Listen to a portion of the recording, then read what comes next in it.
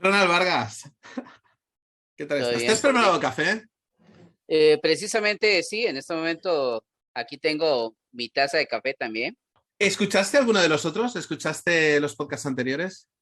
Sí, claro que sí, estoy escuchando, de hecho me gustó mucho como te digo, la parte de la dinámica, que lo hiciéramos así como estamos hablando ahorita, sin ningún tipo Sí, de guión ni nada. no hay guión ni nada Y, pactado. y es interesante porque de alguna otra manera, de hecho, a partir del podcast vieras que yo no tenía contacto con Héctor. Y Mm. ya estamos conectados ahí a través de Twitter y entonces ya. Oh, Héctor es muy interesante, sí, sí, sí, sí. Bueno, ya oíste a Rita. Rita es, madre mía, es un tanque. O sea, vino al podcast con toda la artillería. Y el formato no debe por qué ser 100% técnico, porque quizá a lo mejor somos muchas veces demasiado técnicos en nuestra vida, ¿no? Y tu podcast me gusta mucho porque toca la parte humana de la persona que hay detrás del técnico. Eso es muy, muy interesante, porque también creo que es interesante romper esa figura del experto, a lo mejor inalcanzable, tener idolatrado a lo mejor ciertos tipos de personas que dices, bueno, esta gente solo vive para esto, no tiene vida. Y al final, pues mira, al final todos Sí, no, somos... pero es que son estereotipos. Acuérdate de la primera película de Parque Jurásico, donde el responsable del área de seguridad de informática y todo lo demás es una persona que tiene cierta cantidad de peso encima, que consume grandes cantidades de Coca-Cola, que es un desordenado, que come galletas, que se alimenta mal. Y el clásico tipo nerd que hablábamos Sí, en los años 80 y la verdad es que somos muy no, distintos, muy lejano a esa imagen que la gente quiere dar a conocer a veces de los informáticos, ¿verdad? claro. ¿Cuánto daño ha hecho el cine a los informáticos? Yo me acuerdo ver alguna película así con mi padre, a lo mejor, y decir, ¿tú sabes, tú sabías hacer esto? A lo mejor que hackean la clave de un banco. Déjame, necesito 2 minutos para hackearlo. Y el otro le dice, solo tienes uno. ¡No! No, no, el otro estereotipo también de que sos informático, entonces resulta que sos la persona que puede arreglar la plancha, el refrigerador, el televisor cuando falla y cuando Sí, sí, sí, ni sí. en puta diablo sabes cómo funciona. A veces Claro, o uno prográmame por el vídeo. travieso y demás. Claro, Sí, sí. prográmame el vídeo. A veces la gran diferencia está Javier, al menos en el caso de la gente de la época mía, nosotros somos de mitad de los ochentas, entonces nosotros sí crecemos con el hardware a la mano y sí fuimos de los que tuvimos que llegar y muchas veces agarrar el cautín. Sí. Yo le digo a la gente yo fui usuario de ARPANET y de los bulletin board antes del internet. Y entonces cuando nos fallaba una máquina, uno lo que hacía era que se metía a un bulletin board, te conectabas a 900 baudios a través de un modem a ARPANET y entonces bajabas el diagrama de la tarjeta madre y la tarjeta madre te decía, bueno, si el error, porque antes como no había Windows, te daba un código en la pantalla. Entonces vos agarrabas el código de la pantalla, ibas al bulletin board del fabricante y te decía, haga un puente entre J15 y H5. Sí, Entonces, sí. agarrabas cable telefónico, cautín, soldabas y listo, ya la máquina volvía a funcionar. El único problema era que a veces desconectabas algún puerto serial, algún puerto paralelo, pero nosotros sí crecimos con eso. Entonces la gente se acostumbró a de que si uno desarmaba una computadora, con mucho más razón podías arreglar un televisor o una plancha que se te hubiera dañado, ¿verdad? Claro, claro, claro, claro, claro, claro. Sí, sí, pero claro, el cine, como lo exagera todo tanto además, yo recuerdo una vez que era eso, ¿no? Intenta conseguir su contraseña, ¿no? Tienes 5 minutos y tal. No, pon bien la contraseña. Y decir a mi padre, digo, mira, digo, a mí me ponen esa presión y yo no escribo bien ni la mía. No, sí, pero es que vamos a las pruebas, me remito a las pruebas. ¿Cuántas veces tienes que repetir a veces tu contraseña para poder ingresar a tu computador? Sí. Había, claro, estaba en la película de esta Operación Swordfish, que hay una escena que por no hacer spoiler, incluye a un informático y una escena un poco subida de tono, y entonces ahí ya sí que le dije, mira, yo soy el informático que está aquí con esta situación y yo, vamos, no soy capaz ni de teclear, me tiemblan las manos y ya está, adiós, no se roba el banco. No, pero Vamos entonces otro no, día. no. ¿Qué pasa cuando estás en medio de un momento donde estás así, con estrés? Cuando sientes que tienes la cabeza del cliente encima tuyo y te dice, Javier, tenemos que resolver esto ya, en este momento. ¿Cómo reaccionas? Yo he perdido la vergüenza a equivocarme, a teclear mal. Mira, esto es una cosa que hablaba con Rita sobre el tema de la accountability, ¿no? Le dije a Rita, le dije, me gustó mucho que hiciste tu presentación conectándote directamente a tu cloud y ejecutando los comandos en vivo, ¿no? Sí, Porque es oye, correcto. hay una presión ahí, es decir, puede salir mal, de pronto puedes ingresar tu contraseña y equivocarte. Entonces, esa parte yo ya la superé, entonces no me suele pasar que cuando hay algo así tan crítico, no me suelo sentir así como el informático de las películas que le dicen, tienes solamente un minuto. Yo me lo tomo con calma y yo digo, señores, venga, vamos a hacer magia, pero esto lleva tiempo y vamos a hacerlo despacio. Siéntense, pongan las palomitas en el microondas y disfruten del espectáculo. Y hago, pero como si no me estuvieran mirando. Pero Sí, bueno, no, pero es no, que la vida real es así. La vida real, al menos cuando me toca mucho hablar sobre la seguridad, recientemente estuvo el Barcamp de República Dominicana y di una charla sobre hacking ético sobre la base de datos, que es de lo que a mí me gusta hablar y no hay manera de cómo demostrarlo si no lo haces directamente en pantalla. Y en par de ocasiones estaba escribiendo mal y no me resultaba y entonces alguien mismo en el chat me dice, mira, es que estás escribiendo tal, y sí, efectivamente, lo estaba escribiendo bueno, mal, pero no me estaba dando cuenta, o ¿verdad? te puede pasar que estés dando una charla y quieras visualizar las bien variables y las escribas en minúscula en vez de mayúscula. Ah, como te pasó, exactamente, como te pasó a ti en tu charla que llegaste y no, qué raro, esto no sirve, no sirve. Claro, Demonios. claro, Pero, me queda así, no puede pero ser. diga, sí, no, hombre. Simple y Claro, sencillamente es un problema de sensibilidad claro, que se le pero pasa a es uno. algo que dices, vamos a ver, ¿dónde me estoy equivocando? A ver, espera, me coloco, ¿no? Se está grabando. Sí, sí, Esto, Conor McDonald hizo un vídeo en YouTube diciendo, ¿no? How to fail as a speaker, ¿no? O sea, cosas que falla uno cuando hace una conferencia, una charla de estas, y a lo mejor pues se equivoca o los comandos no van como uno debería funcionar. Contaba cosas así sí. curiosas. Contaba que él tenía una versión de los PowerPoints que era con notas, ¿no? Decía, esta diapositiva, esto es basura, esto no lo digas, esto... y una vez en una conferencia se equivocó y el PowerPoint que abrió fue el que tenía todas las notas, ¿no? Esto no lo cuentes, esto no funciona, sí, pero esto no va. No sé, son cosas así, pero No, bueno, no, no, no. Inclusive a veces, ¿cuántas veces no te ha pasado? Porque a mí me ha llegado a suceder cuando llegas y estás dando una charla y resulta que se te daña el ambiente donde estás haciendo las pruebas. Te vas a un ambiente distinto, con una versión distinta, y las cosas no te funcionan. claro, sí, sí, sí, sí, sí. Y se te quedan ahí. O sea, o lo clásico, como te contaba en una ocasión, que estando en Chile, que llego, voy a conectar la máquina y resulta que no había fluido eléctrico en el aula, en un OTN. En ese momento no había fluido eléctrico en esa aula y mientras buscaban dónde llegar y levantar el breaker para que hubiera, le digo, no, no, tranquilo, o sea, vamos a la antigua, tengo dos pizarras al frente. Y Ah. entonces di la charla escribiendo en la pizarra, como si fuera una clase al Sí, mejor sí, estilo de sí, los a mí me años ha pasado 80. ese, ¿eh? No va el proyector. Bueno, pues oye, pues sin proyector, pues proyectemos directamente sobre la Sí, eso no, pizarra. no, eso no va. Pero tú no crees, Ronald, que tenemos que cambiar un poco, ir cambiando un poquito el modelo de esa imagen. Mira, yo creo que las redes sociales muchas veces, por ejemplo, Instagram, hacen un poco un daño de poner como mucha distancia en algunos casos parece que la acerca, pero en otros casos parece que hay como mucha distancia entre la vida, por ejemplo, del famoso, lo que hace un famoso, o lo que hace un técnico, por ejemplo, ¿no? Y la gente normal, hay gente que dice, bueno, pero es que yo no podría hacer lo que hace tal persona porque esta persona...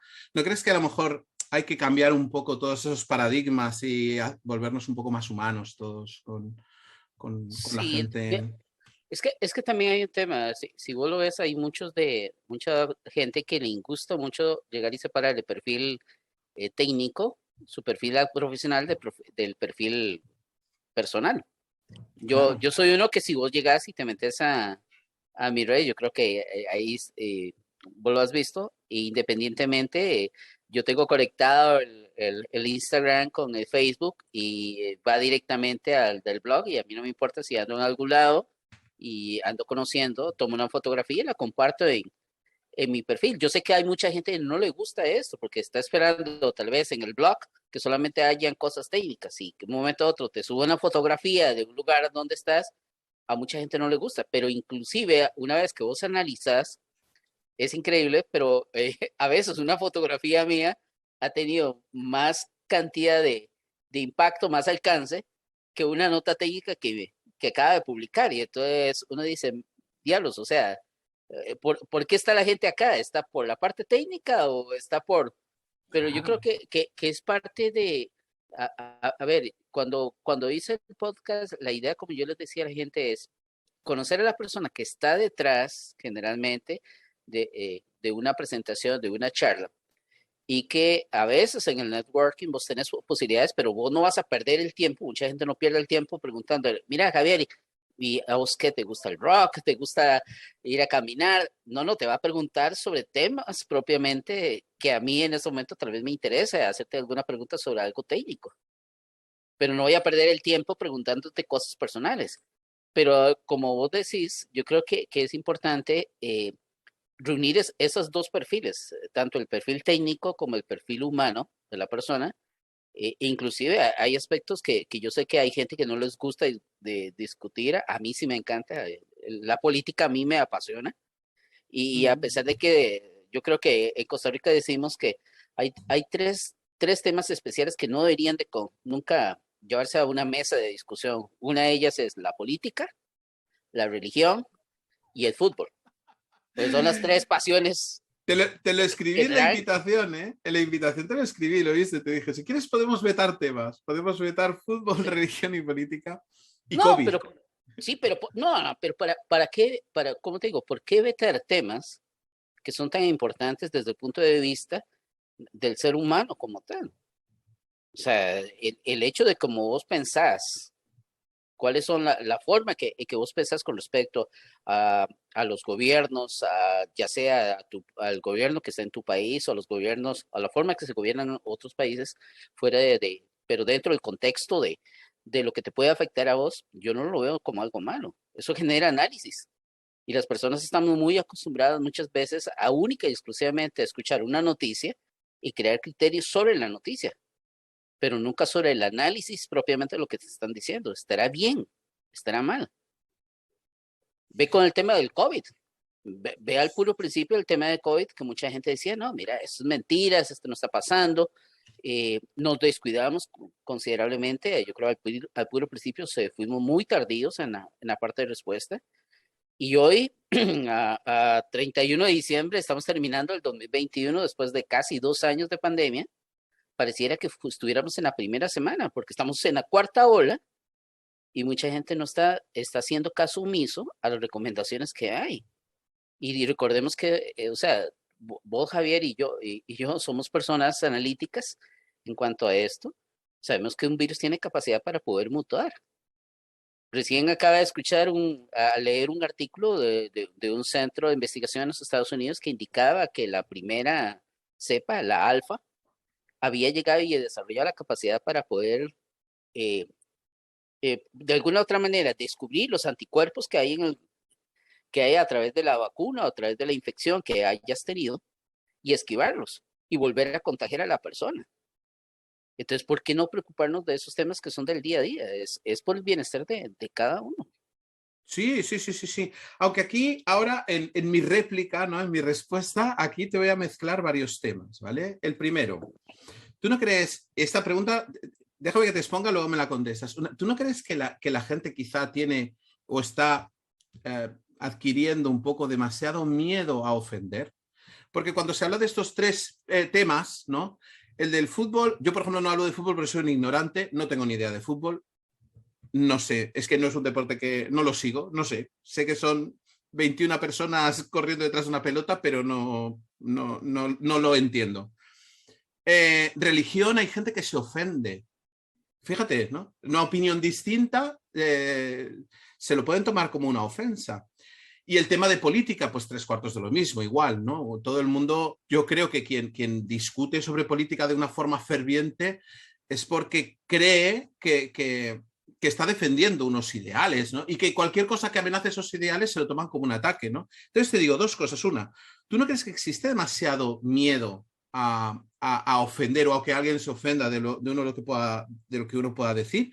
Y dos, ¿tú no crees que por culpa de la ilusión de enfoque, que es que cuando en realidad el cerebro considera que es importante aquello a lo que le prestamos atención, no se está muchas veces distorsionando o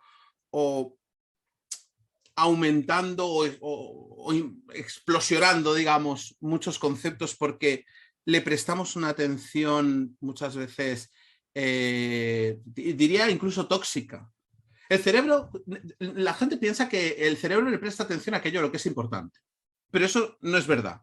Si tú te pones a mirar un prado durante 3 horas todos los días, tu cerebro va a pensar, hostia, yo tengo que hacer esto para sobrevivir. O sea, el cerebro está pensado así, a lo largo de la evolución humana, aquello a lo que tú le prestas atención es lo que el cerebro automáticamente dice, esto lo necesito yo, esto sirve para mi supervivencia. De ahí que la gente, cuando oye un aviso de Instagram, va a mirar, no a ver Instagram, no. Instagram, Facebook, son aplicaciones hechas para captar tu atención y que tu cerebro considere que eso es importante, o ver las noticias, o alimentarse de las noticias, es decir, ¿qué sucederá hoy? ¿No? Y a su vez, muchas veces los medios, yo creo que cada vez utilizan más clickbait, ¿no? En los titulares, ¿no? Cuando dicen, por ejemplo, las 3 cosas que no conocías sobre el virus que podrían estar amenazando tu seguridad. O sea, un titular de una noticia no se puede llamar así. Una persona normal ve ese titular y dice, hostia, 3, ni una ni dos, sino 3, clic. Y luego al final cuando lo ves dices, ah, vale, espera, mascarilla, me han engañado, me han engañado. ¿Qué opinas? Ahora te dejo. Split, 2 cosas. Una, el miedo a ofender o el miedo a ofender al resto de personas. ¿Y cómo ves tú esto que te digo de la ilusión de enfoque? ¿Qué te parece? Veámoslo así de este lado, Javier. Creo que uno, cuando uno tiene cierta edad, uno pierde el temor a muchas cosas. Y uno de los temores que uno más pierde al final, ya cuando uno tiene, en el caso mío, 53 años, es el miedo a ofender a alguien. Eh, Sí, pero no yo hablo de precis- ti, hablo de la gente, incluso gente joven, no, ¿eh? no, sí, sí, pero por ejemplo, por eso te digo, cuando yo llego te pregunté a ti, por ejemplo, ¿cuál es la frase innombrable que podemos hacer nombrable el día de hoy? ¿Qué dice Javier cuando se enoja, cuando mete la pata, cuando la caga? ¿Ok? Y yo soy uno que generalmente, o sea, yo expreso mis sentimientos sin mucho filtro. Entonces, de antemano, y creo que eso no forma parte de ningún cliché ni nada por el estilo, pero los informáticos por lo general somos un poquito mal hablados. Y entonces Sí, mucha gente se cuida mucho cuando, por ejemplo, está dando una charla de no decir malas palabras por aquello de que alguien se ofenda.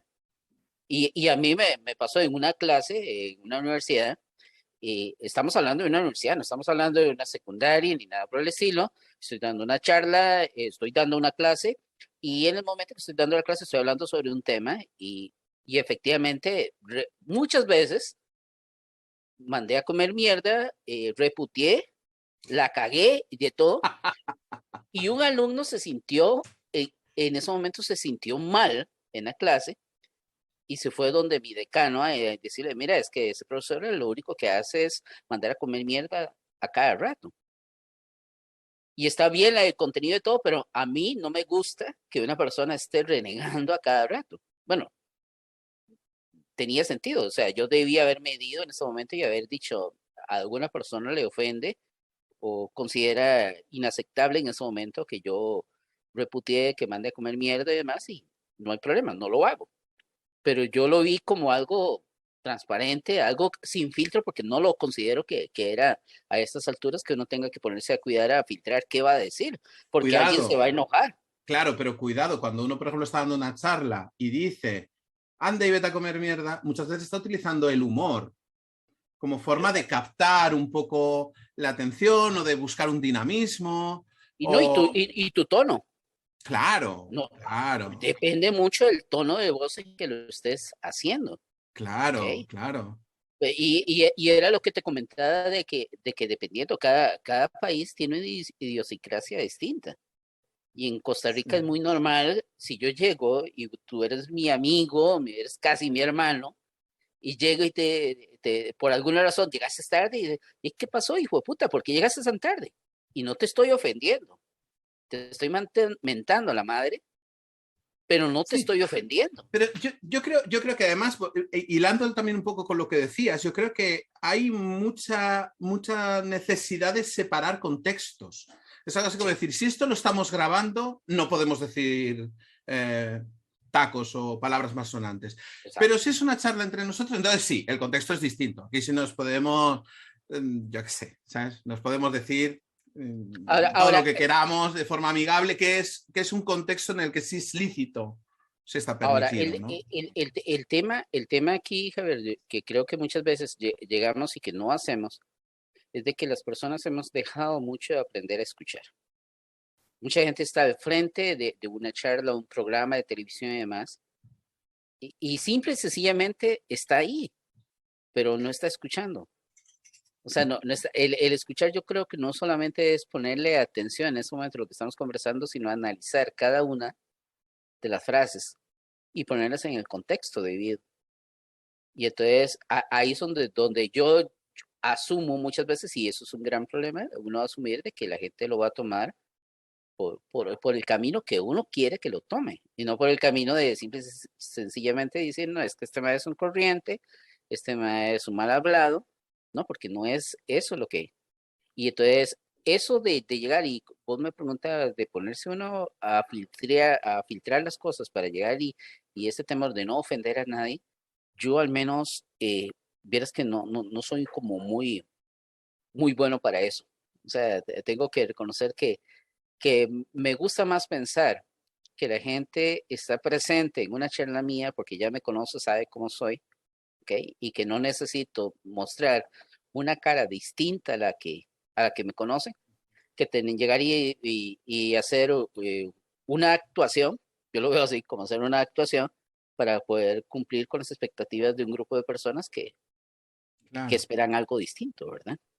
Mira, hay una charla muy interesante de John Cleese, que es uno de los miembros de Monty Python, que es sobre el derecho a ofender. Y es muy interesante porque dice, si yo filtrase de todo lo que digo algo, las cosas que pudieran ofender a alguien, no diría nada. Es más, todo aquello que puede ser reivindicativo o polémico o que puedas traer a discusión, ¿no? Es decir, que pueda ser controvertido o que tenga que romper un esquema o un paradigma, va a ser incómodo, siempre. Pero uno no puede responsabilizarse en la forma de hablar de cómo otra persona de fuera se va a poder sentir incómoda, ¿no? Entonces, es un examen muy interesante. Dices, tengo todo el derecho a ofender porque yo no tengo intención de ofender a nadie. Y si alguien se siente ofendido, perdón, pero es mi derecho a poder decir lo que sea, aunque alguien se ofenda, ¿no? Sí, no, y también, y con respecto a lo otro, yo creo que te había contado en alguna ocasión, hace unos 6 años atrás, en el primer Barcamp que se hizo aquí en Costa Rica, el ciclo de conferencias, me tocó a mí participar y en la apertura del evento, hablé sobre sociedades de conocimiento. Y el tema de sociedades de conocimiento hace 6 años era un tema casi como tabú. A la gente llega y dice, ¿de verdad se puede hacer o sea, se puede hacer de este ambiente de las redes sociales, como decías a vos? Porque si hay algo que hay que tener claro es de que hoy en día, así como la televisión y la radio eran los medios de comunicación hace 20 años atrás, cuando el Internet no era tan masivo, eh, la radio y la televisión permitía amplificar, en este caso, por ejemplo, generalmente la música, las noticias, qué sé yo, lo que vos escucharas o vieras en ese momento. Hoy en día estamos con las redes sociales y ciertamente las redes sociales depende de cada quien. Hay gente que la utiliza para entretenerse, hay gente que la utiliza para informarse. Desgraciadamente no todo y eso es algo que hace falta y no lo hemos adoptado como sociedad. No todo lo que está en la red es verdad, pero tampoco no todo lo que está en la red es mentira. El tema es cómo hacemos para Claro, poder llegar y determinar cuál es una fuente fiable y cuánto la claro. fuente no lo es. Pues volviendo al tema de la ilusión de enfoque, a mí lo que me molesta, por ejemplo, en las redes sociales es que aquellos contenidos que el algoritmo de Facebook o de Instagram consideran que a mí me van a alterar, ¿vale? O a captar mi atención, muchas veces a lo mejor son temas a lo mejor que me resultan desagradables o me molestan, ¿vale? Yo me voy a mojar aquí. Yo vivo en España, yo no soy bastante antitaurino. Facebook me recomienda un montón de cosas, ¿me entiendes? De toros y de taurino y de gente antitaurino. Es decir, buscan incomodarme para captar mi atención. ¿Me explico? No, yo no veo una visión neutra o balanceada del conjunto de información que puede haber en Facebook de mis amigos. No, veo solamente aquella o que me cabrea o que me emociona, pero es exagerado. Es una exageración de los estímulos visuales para captar mi atención. Y yo también en política he estado muy, digamos, en redes y en familiares y tal, he sido muy defensor de lo que yo considero que es justo, ¿no?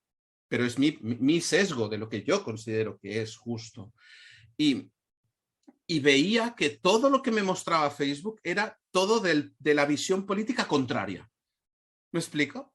Pero ¿cómo Facebook me dice que me afilie al partido político contrario, digamos, ¿no? Que yo sigo. Pero ¿cómo puede ser, no?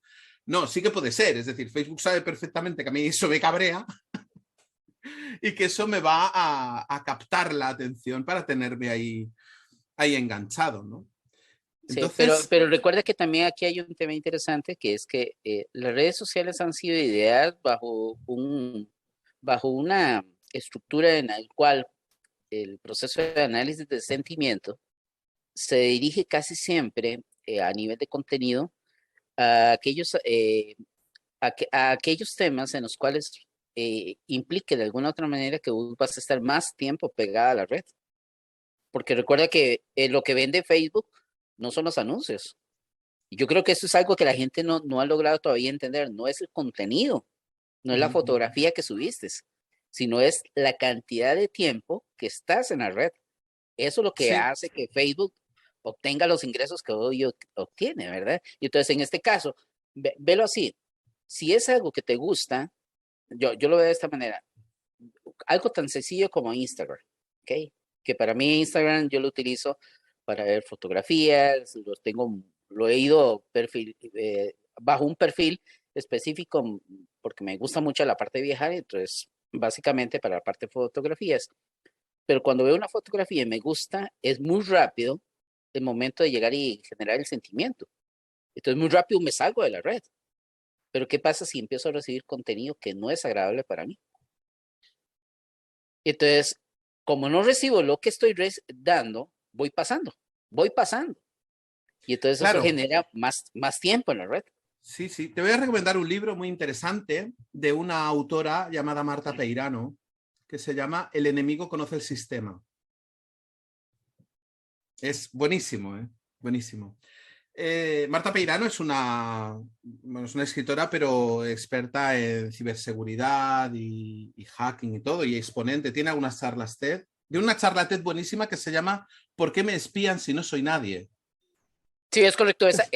Ahora que me dices el título, esa la he Sí, escuchado varias pues, veces. pues tiene un libro que se llama eso, se llama El enemigo conoce el sistema. Entonces, cuenta todo eso, ¿no? Es decir, Facebook contrata a psicólogos para analizar cuáles son esos comportamientos adictivos que enganchan a un ludópata a las máquinas tragaperras o a ir dándole a bajar a la aplicación o recargar para generar todos esos estímulos de acción-reacción, ¿no? Señal, estímulo, reacción, ¿no? Para tener a la gente enganchada. Y te digo que, salvo, tú sabes que en Twitter tengo poca actividad, pero yo he dejado de usar Facebook y he dejado de usar Instagram y he dejado de leer noticias desde septiembre de 2020. No veo la prensa, no la veo. Sí, Por, pero eso es parte, como tú decías, es parte de tu derecho a mantenerte en ese estado. Si no sí, quieres sí, usar sí. una red, es tu derecho. Sí. Bueno, Y, y, o escojo de qué red, o escojo qué red de contenidos quiero enterarme, por ejemplo. Si necesito saber a nivel de COVID, por ejemplo, cuáles las normativas que hay en mi ciudad, por ejemplo, le pregunto a mi gestora. ¿Me explico? O sea, o entro en la web del ayuntamiento, ¿me entiendes? O entro en la web nacional para ver cifras, ¿me entiendes? O, por ejemplo, a lo que es contenidos o qué tipo de contenidos leo, yo utilizo estoy apuntado a dos listas de suscripción de correos que son de pago. Yo pago por recibir emails. Sí, sí, es muy interesante. Mira, te voy a hablar. Es una persona, se llama Álvaro Sánchez y tiene una lista de emails que se llama Agente Invencible. Y digamos, la parte de pago de emails toca todo, desde psicología hasta generación de hábitos. Tiene un bloque sobre felicidad y longevidad, otro bloque sobre negocios online, emprendimiento. Quiero decir, en cada correo él utiliza una metáfora o una historia famosa y te cuenta una idea en cada uno de ellos. Y bueno, y es brutal, ¿no? Es decir, selecciono muchísimo qué es lo que leo o qué noticias leo o qué contenidos le doy de comer a mi quieres cerebro, recibir. digamos, ¿no? Ah, sí. Exacto. O sea, hay que Sí, no, pensar que... pero es Sí, lo sí, mismo lo mismo que vos haces con cualquier. En mi caso, por ejemplo, de Twitter, yo uso la aplicación esta de TweetDeck, entonces tengo todo un dashboard y lo que me interesa lo tengo filtrado específicamente por los temas que quiero buscar o entender o tener ahí. Entonces, claro, tengo una columna donde están los temas que tengan que ver sobre Oracle, tengo un tema sobre inteligencia artificial, otra parte sobre programación SQL, otra parte sobre noticias varias de tecnología, otra parte sobre ciberseguridad, pero lo he filtrado de tal manera que evito 100% y cuando me aparece una cuenta, y eso sí, yo no soy muy mano dura para eso, soy mano floja más bien. Cuando veo una cuenta con contenido que no me interesa y que empieza a aparecer más de 2 veces, inmediatamente la bloqueo, sea quien sea. claro. Sí, sí, sí, sí, ¿Ves? sí, sí. Y voy filtrando y entonces, claro, desde el 2009 que estoy en la red hasta este momento, 12 años, uno ha filtrado bastante la parte del contenido. Y entonces es cada vez más lo que yo deseo ver y menos lo que me quiere mostrar. Y entonces al final de cuentas ahí es cuando ya vos llegas y decís, bueno, y sí, es una forma distinta, inclusive verlo así. O sea, te pregunto y posiblemente me vas a decir, ¿cuántas veces has encendido el televisor en un canal local tuyo en el último año? Canal local. No, no, no, he dejado de ver la televisión. He Ok, dejado de ver la no, televisión. casi la mayoría de nosotros hemos dejado eso, pero hay mucha gente que sí lo sigue consumiendo. Pero en cambio, ¿qué es lo que hacemos? Así como vos pagás para recibir correos, nosotros pagamos para tener Netflix. ¿Por qué? Porque queremos ver el contenido que realmente queremos disfrutar en ese momento. En cambio, la televisión te bombardea primero que todo con o sea, son 5 minutos de un programa y 15 minutos de anuncios publicitarios, la mayoría de ellos que Sí. no te interesan, y eso es cansón. Y yo creo o sea, todavía es increíble, pero los medios de comunicación no se han dado cuenta de que el esquema de consumo de entretenimiento, de noticias, ha cambiado. Y seguimos utilizando, no sé, allá yo veo muchos, a veces a la hora de marzo, es el único momento en que yo consumo televisión porque no me da tiempo para ver una película ni nada por el estilo.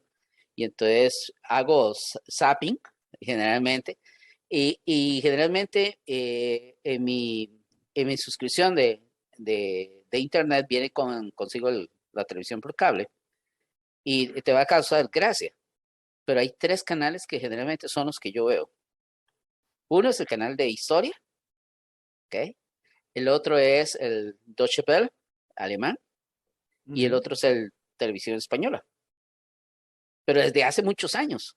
Esos son los tres canales que yo me detengo en algún momento en la hora del almuerzo para ya escuchar, últimamente para estar un poco pendiente de lo que está pasando en Canarias, en La Palma, y fuera ahí, nada, porque el tema de los volcanes y todo eso es un tema que me gusta mucho, y entonces he estado pendiente inclusive desde antes de que sucediera la erupción y todo lo demás. Pero fuera de ahí, yo escojo y hago ese filtrado, ¿ok? Pero todavía la gente en Costa Rica, al menos los canales clásicos, siguen dándote la misma medicina todos los días. Vas a ver un noticiero y en una hora de noticiero te aseguro que en 20 minutos sería más que suficiente para todo el resumen de noticias que hay. De esos 20 minutos vas a descartar 10 que generalmente tienen que ver sobre noticias que de alguna u otra manera van dirigidas a la gente que está alrededor del canal para darles a conocer su imagen, aquí y allá. Te quedan 10 minutos de noticias. De esos 10 minutos de noticias, el 80% es de noticias que no te importan. Y a veces simple y sencillamente gastaste una hora viendo televisión en algo que no te fue nada productivo. ¿No? Inclusive, velo dentro del campo de nosotros. O sea, hay muchos modelos.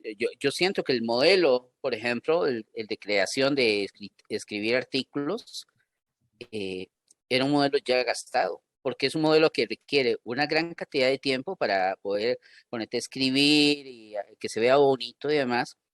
Pero sin embargo, el tipo de personas que hoy por hoy consumen ese tipo de información no son personas que lean.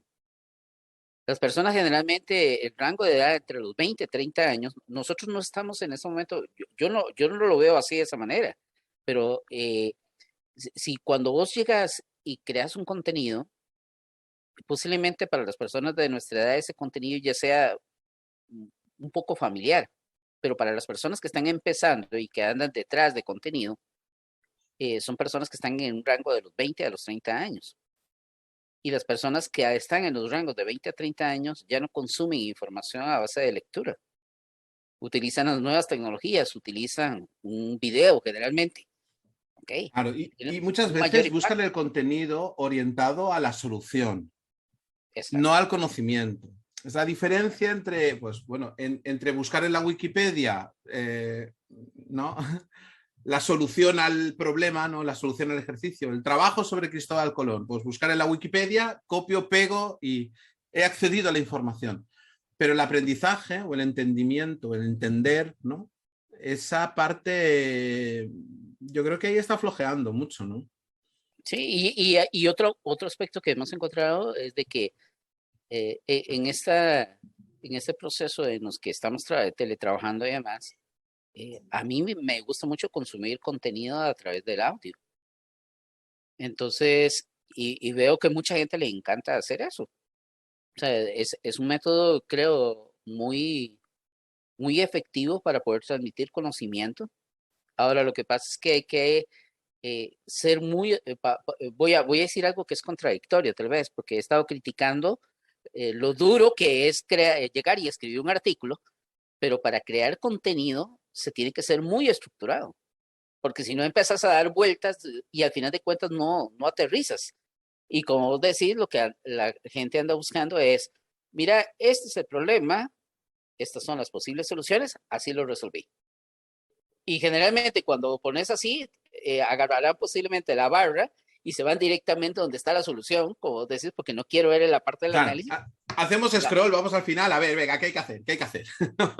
Exacto. Sí, sí, porque si vas a ver y es un video de 30 minutos, no se van a Sí, pasar los 30 minutos pegados ahí, van a ver los últimos 2 minutos, que es lo que realmente les sí, sí, interesa, sí, sí, ¿verdad? sí. Bueno, yo recibí alguna crítica de mi libro que decía, pero no te da una solución para optimizar cualquier SQL. Dices, bueno, hombre, hay que leérselo, hay que tener todo el conocimiento, ¿no? Y luego ya podrá resolver cualquier cosa. No, no, no, yo quiero esa silver bullet, ¿no? Esa bala de plata que me sirve para cualquier cosa, ¿no?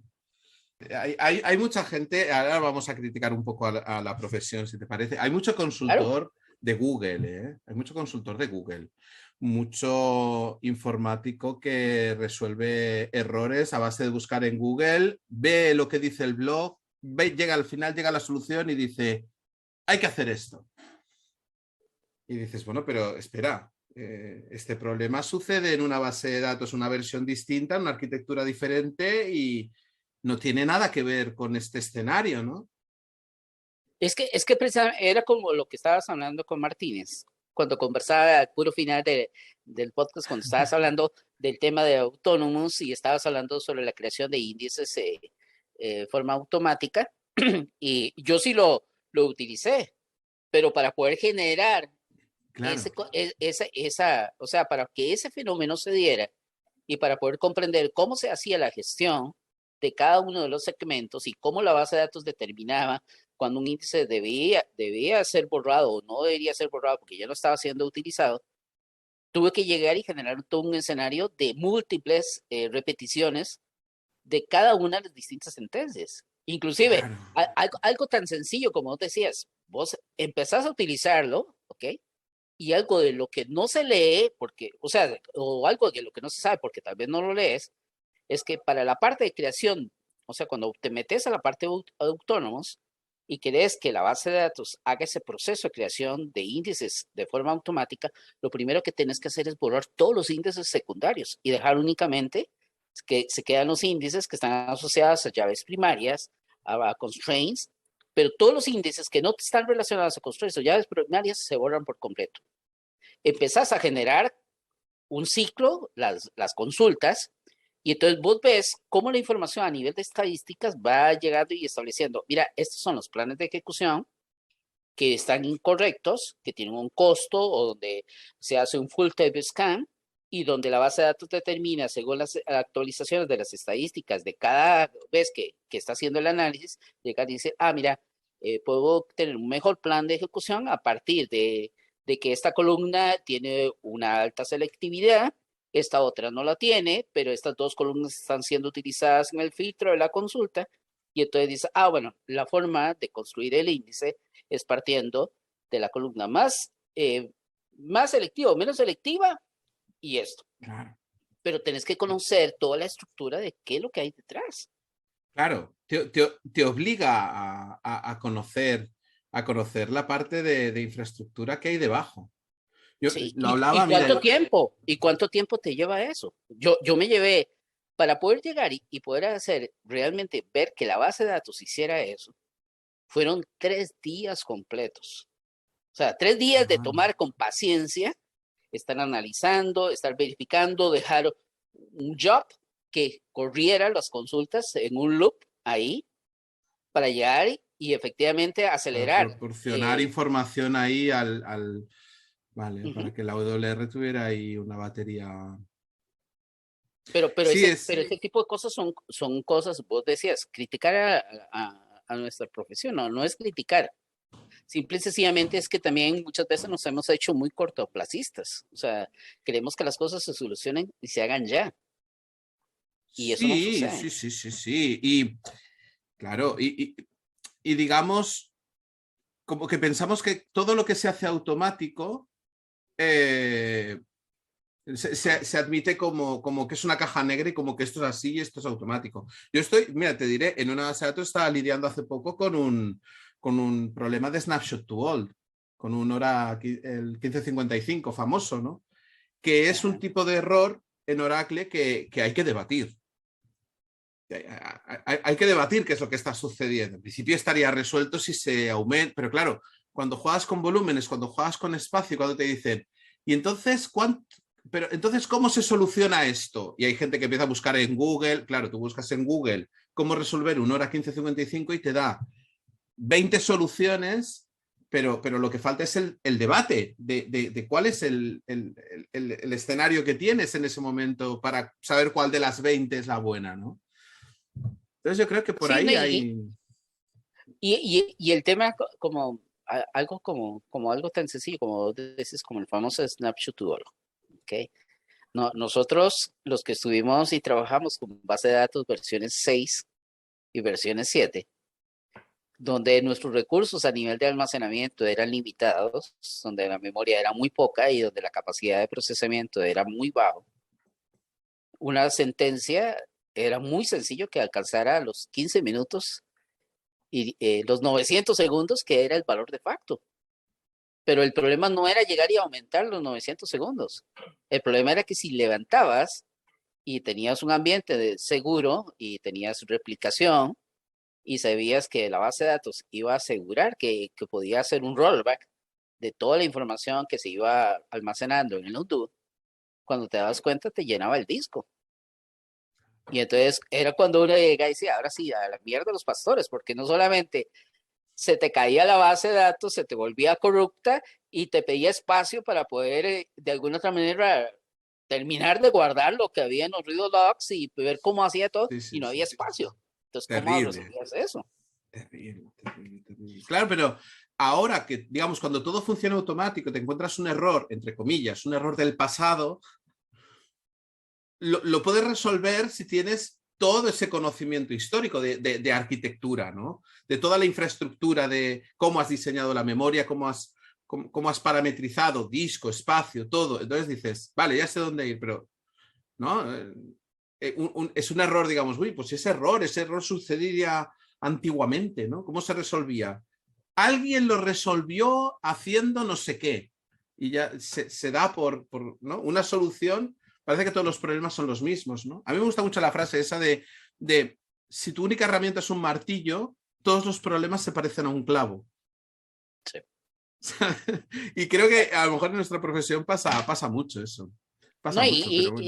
y tal vez la gran diferencia, bueno, en el caso mío, que ahora ya no ando como consultor en la calle y que estoy centrado en un solo lugar, pero a pesar de que estoy en un solo lugar, yo tengo que darle soporte a 35 o 40 personas, pero resulta que cada persona tiene una forma distinta en cómo llegar y resolver un problema específico. Entonces, aunque estés dentro de una misma organización, las formas de pensar de cada una de las personas te llega cada una con un problema o con un planteamiento distinto o una solución distinta que trae un problema distinto a lo que vos estás buscando o lo que estás intentando resolver. Sí, Entonces, por ese eso, enfoque a veces, claro, por eso es interesante muchas veces el abrir el debate, ¿no? Porque si yo sé más, bueno, pues expongo lo que sé. Si sé menos, oye, que los demás expongan y aprendo. Y si son conocimientos diferentes, pues los ponemos encima y el conocimiento se multiplica, ¿no? El si alguien, conocimiento hay que buscar, porque cuanto más lo compartes, más se expande. Es como el amor. Cuanto más amor das, más amor te llega, ¿no? Cuanto más, o con la ética, mira, cuanto más ético eres con los demás o más justo eres con los demás y más generoso, más todo eso, más al final, fondo te vuelve. ¿Qué te parece? de hecho voy a hacer lo mismo que tú hiciste hace un rato, me voy a disparar, como dicen, en mis propios pies, porque con esto último que acabas de decir, bueno, yo creo que la mayoría de las personas, de alguna u otra manera, yo creo que no existe la persona que es atea 100%. Y yo creo en algo, pero en lo que yo creo posiblemente no sea el prototipo de lo que la gente cree. Y eso, hablábamos que de la religión también es algo que no es muy bueno hablar porque crea bastante roncha, porque al menos ya ahora es menos, entre gente joven es menos probable que esté de eso, pero entre gente de nuestra edad, por lo menos 9 de cada 10 creen en algo y profesan alguna fe. Y muchas veces cuando tú llegas y opinas sobre un tema específico, muchas veces estás de alguna otra manera quebrantando esos dogmas de fe que las personas tienen. Pero hay algo en lo que uno sí creo que todos conseguimos y independientemente de la fe que vos o la religión que vos proceses, decían que Dios es amor y en eso sí tenés mucho sentido. Yo creo que todas las cosas que el ser humano hace, ya sea por bien o por mal, muchas veces el amor está involucrado, de múltiples formas. Totalmente, totalmente. Mira, te voy a contar una anécdota. Yo cuando me saqué la certificación de OCP, yo me lo saqué en el 2002. El OCP, el Certified Professional, me lo saqué de la versión 8i. Pues yo me fui a un monasterio a estudiar. Bueno, en un monasterio, un convento de monjas, ¿eh? Y me fui al convento a pasar la semana allí a estudiar, ¿vale? Y claro, no había, es decir, no había internet, es decir, año 2002, ¿eh? O sea, había un internet reducido, yo me iba con mis libros de Oracle a leerlos y con un portátil a probar ahí, ¿no? Para sacarme la certificación. Pues conocí a una de las monjas, ¿no? Hablando con ella, tú sabes que yo no soy especialmente, yo no soy religioso, yo le dije a la monja, le dije, pues es que yo en esto de Dios yo no creo. Y me dijo la monja, me dice, pues haces muy bien. pero, pero ¿cómo que hago muy bien? Dice, sí, porque tú qué crees, tú qué crees, una persona así, una cruz, con clavos en las manos, clavada en una cruz, ¿no? Y que te está observando y te va a juzgar y te va a mandar al infierno. Dice, no, yo tampoco creo en eso. Me dijo la monja, yo tampoco creo en eso. Claro, me dije, bueno, ya me vuelvo loco. ¿Dónde estoy, no? Y me dijo eso, ¿no? Dijo, mire, dice, ¿tú crees que el amor es algo más que simplemente una forma de pensar? ¿Tú crees que hay algo, quizá yo que sé, en el cosmos, en el universo, que es una energía de amor que existe? Digo, hombre, pues sí, en eso sí puedo creer y tal. Dice, pues fíjate, tú y yo creemos en lo mismo. Dice, quítalo de Dios, no lo llames Dios, llámalo amor. ¿Crees en el amor? Digo, hombre, joder, en el amor sí creo, ¿no? Me dijo, pues entonces creemos en lo mismo. O sea, de verdad, fueron unas conversaciones que tuve con esta mujer, con Sor Angelina, que me explotaron la cabeza porque me rompieron un poco todo el paradigma de religioso, digamos, de dogma, de fe y tal. Y ella lo tenía muy claro, ¿eh?